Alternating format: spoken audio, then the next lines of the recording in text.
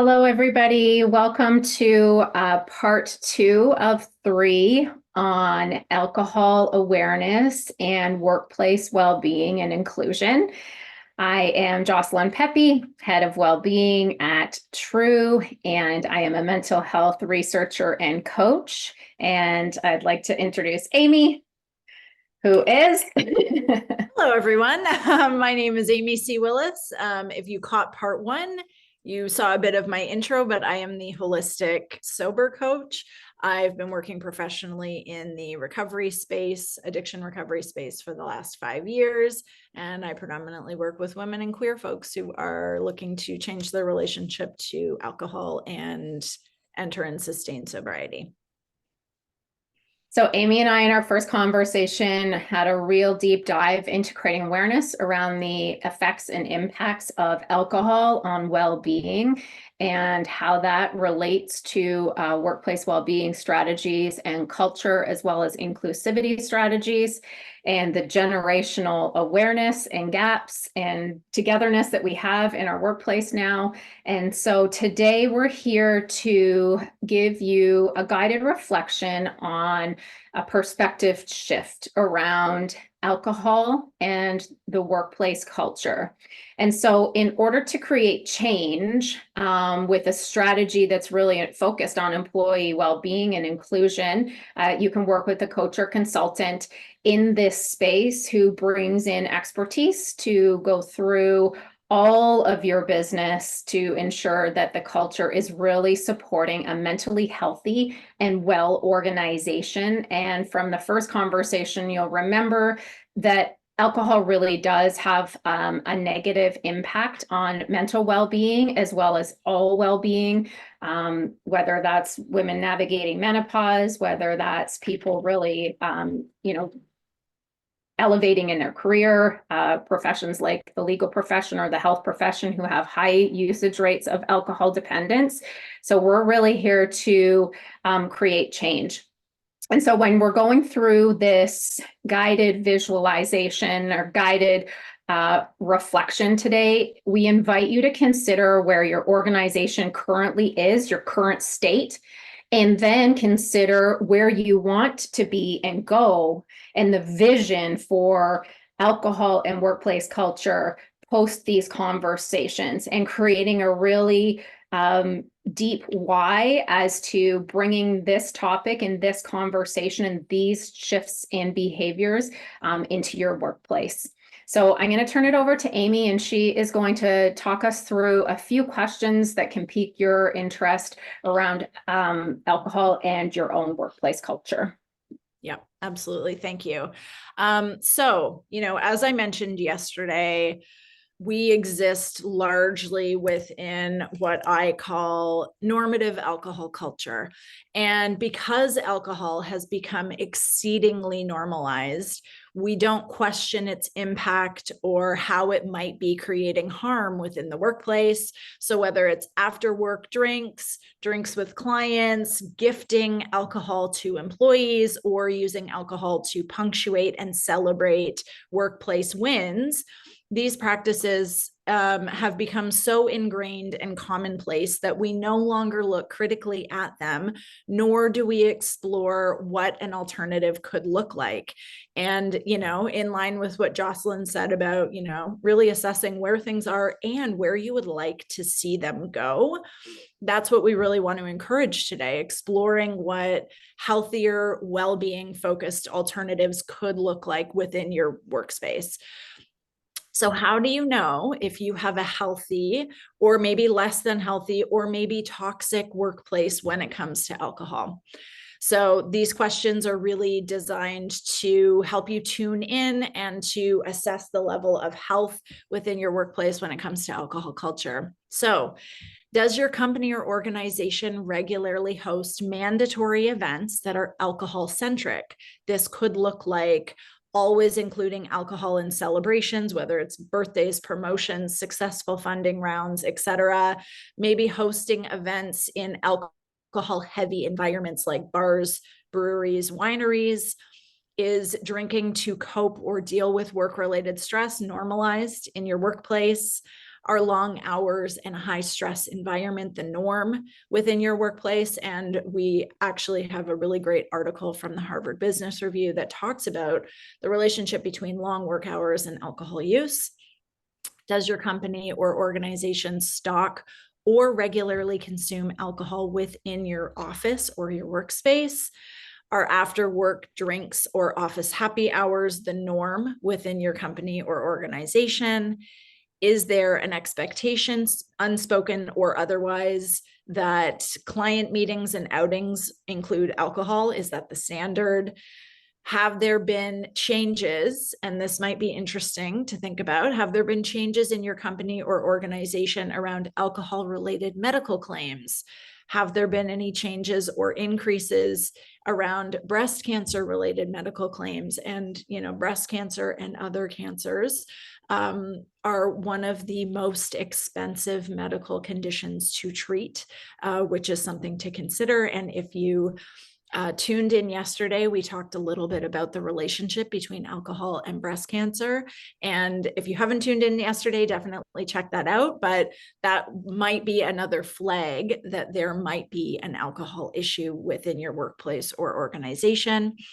Does your company or organization have an unofficial hangover policy or hangover leave policy, which essentially is paid time off offered to employees after mandatory company-wide events that include alcohol?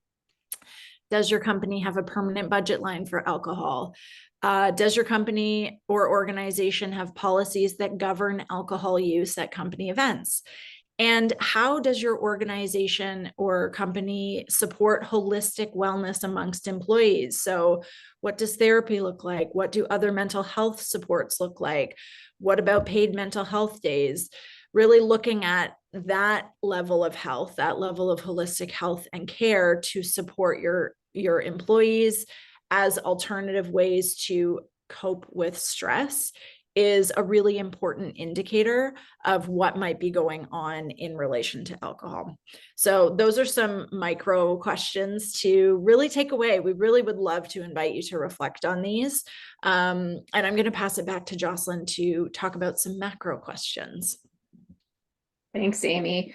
So thought-provoking and interesting. So it will be really great for our listeners to self-reflect and get curious whether you're working in insurance and benefits, or you're working in an organization, whether you're a head of well-being or a head of mental health.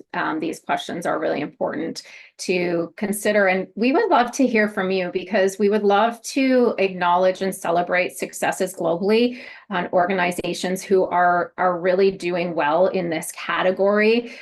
We would also love to support organizations who might want to step up their game in this category. And so with Amy's questions that were really, really pointed around alcohol in your workplace use, we wanted to bring you some more macro questions that have a bigger perspective. So building on what Amy was talking about, what feedback are you asking for from employees on how they want to network, build their career, team build? What about working mothers?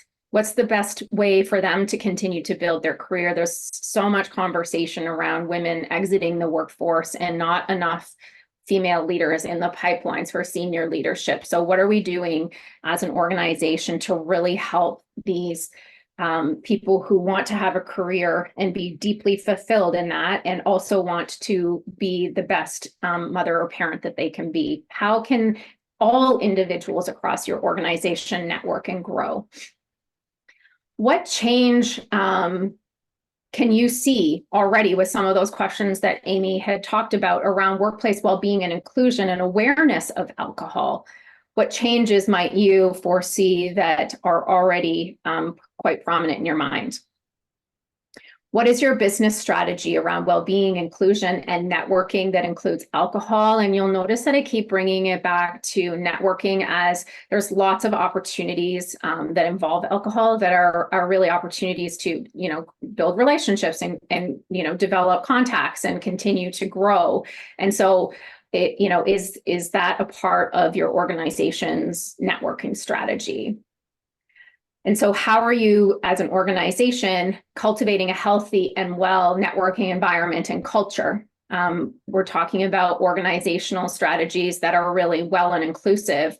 And how are your events cultivating good mental well-being? And so that might take an opportunity to shift into new ways, shift into new team building exercises, shift into new ways of creating awareness or developing conferences. In our last conversation, we talked about the inclusion piece around individuals may struggle with alcohol use. And so being put in an environment where it's being served it could be compromising. We're more global in our workplace now. And so with 50% of the global population not drinking alcohol, what is that doing for inclusion strategies? And then finally, with the benefits and disabilities rising and alcohol use also rising, what can an organization or your organization be doing to really support that well-being and inclusion strategy?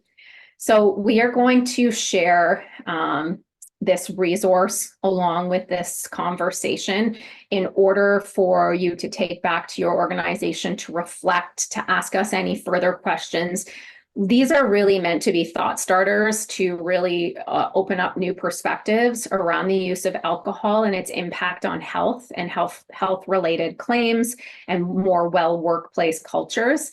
And so if this brings up a conversation or an inquiry for you and your workplace, that would be a really great place to start, because these are just questions to continue to get you to think in a new way, and really a starting ground.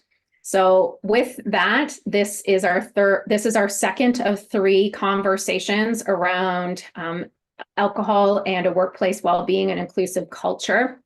Our first conversation was about raising awareness, and our next conversation is going to be about giving you some tools and resources to take action. So with that, Amy, what else would you say as we conclude our perspective shifting conversation? Yeah. So I would say, some of the questions that I asked, some of the questions that you asked might almost feel a little, I don't know, not confrontational, but folks might be surprised by what they learn by starting to dig into some of these things in greater depth.